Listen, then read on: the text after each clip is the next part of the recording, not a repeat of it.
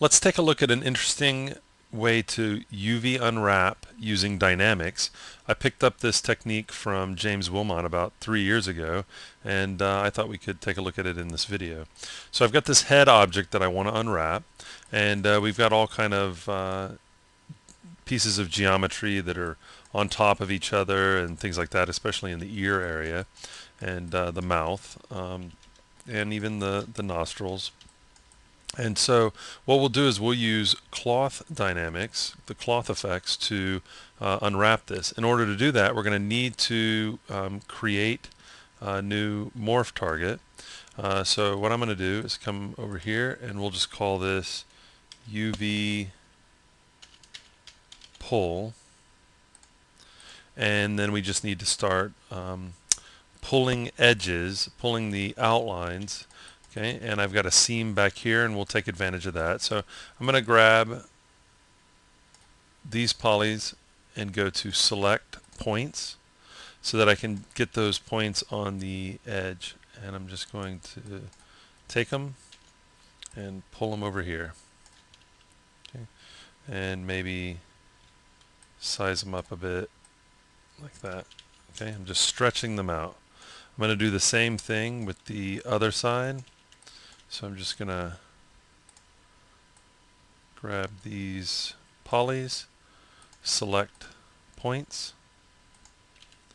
I don't want the ones on the outside there, and I just want to pull these over here. I'm going to take this top one and put that straight up. And what I'm going to do is I'm going to start fanning these out a little bit. So put this one up here, this one up here, this one kind of in the center, and all I'm trying to do is somewhat fan these out like so. Okay, and I'm going to hit tab to go into polygonal mode, select these points and kind of line them up, grab these points, kind of line them up, and grab these points, and I'm just using the stretch tool for this. Okay, I want to grab the bottom of the neck here, stretch those down, maybe stretch them out a little bit, grab these points. I'm going to turn symmetry on. I kind of should have turned symmetry on from the beginning, but we're okay. This is going fairly fast. And I just need to grab, looks like this point, and pull that out. Okay, so now I'm going to straighten these up and straighten these up. And I'm kind of just making a square here and flatten these down. I'll go ahead and grab these and flatten these as well.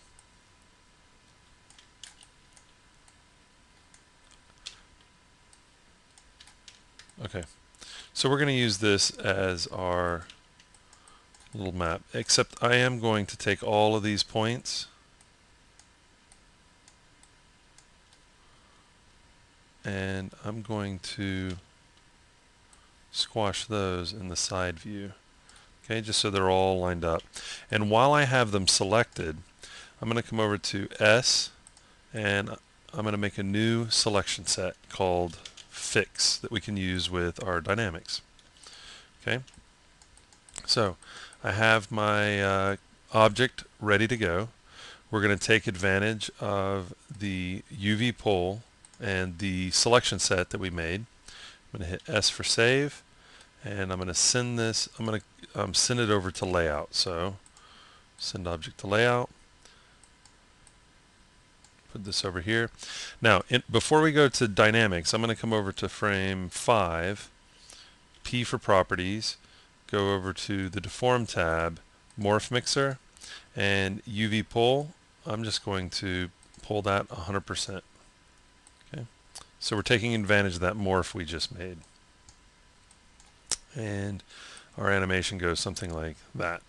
Okay, it doesn't even matter if it's over 5 frames or 1, we just need to pull it out. And now I'm going to go to P for Properties, Dynamics, Add Dynamics, Cloth, and those points that are kind of our border points, our edge points, we're going to put those as fix. We're going to fix those so they're not part of the dynamic calculation. And then we're just going to try and change some numbers here. For substructure, I'm going to try 100.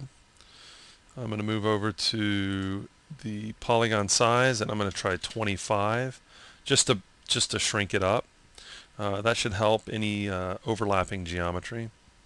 And I'm going to go ahead and calculate and see what happens. Okay, and you can already kind of see it's starting to spread it out. It's actually kind of fun to watch. The overlapping geometry seems to be pulling away from itself, and we're just going to kind of let it rest into place. And just to cut down time on this recording, I'm going to cut it off and come back at the end, and we'll see what the last frame looks like. Okay, and if we scrub over to the last frame, we've got, I'm just going to take a sneak peek. We can see the mouth is doing pretty good, and no overlapping geometry on the ears, and those are the two areas. Well, that and the nostrils look fine, the eyes look fine. So we're in pretty good shape here. So I'm going to go ahead and close this down. This isn't really a UV map, but we can make it a UV map fairly fast. What I'm going to do is come over to File, Save, and I'm going to save Endomorph, and I'm going to call this UV head. Okay, and click OK. Save.